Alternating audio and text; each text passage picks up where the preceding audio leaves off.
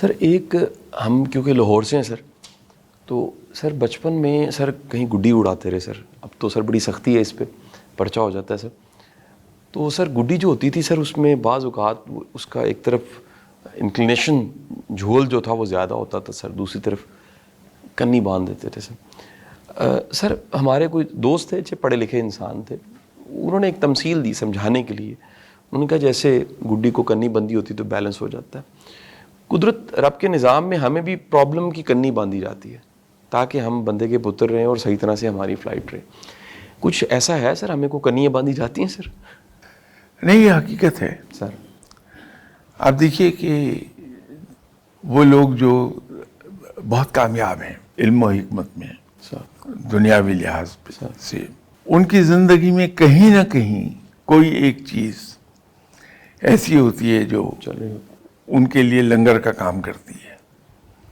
Otherwise وہ out of proportion نکل جائیں گے. تو وہ چیز سے بیلنس کرتی ہے. رب کا نظام ہے سر. جس کے اندر بہت ہی ڈیلیکیٹ بیلنس موجود ہے. اچھا سر. تو رب تعالیٰ اپنے بندوں کو وہ ایک حد سے آگے وہ بے قابو نہیں ہونے دیتا. ٹھیک سر. ان کو قابو رکھنے کے لیے، ان کو ہارنس کرنے کے لیے ان کی زندگی میں ایک نہ ایک کوئی، آپ اولیاء کرام کو دیکھیے، ان کی اکثریت کی جو بیگمات ہیں بڑے جاہو جلال والی، ڈنڈے والی ہوتی ہیں. تو وہ ایک پہلو ان کو ٹھکانے پہ رکھتا ہے.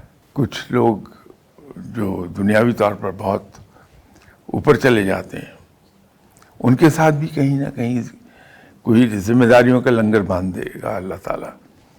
کہیں کوئی اسی طرح کی کیفیت پیدا کر دے گا کہ ان کی ازدواجی زندگی وہ کوئی بہت زیادہ کمفرٹیبل نہیں ہوتی. ٹھیک سر. تو وہ ایک لنگر بنتا ضرور ہے. اگر وہ نہ ہو تو ہم تو بے قابو ہو جائیں گے.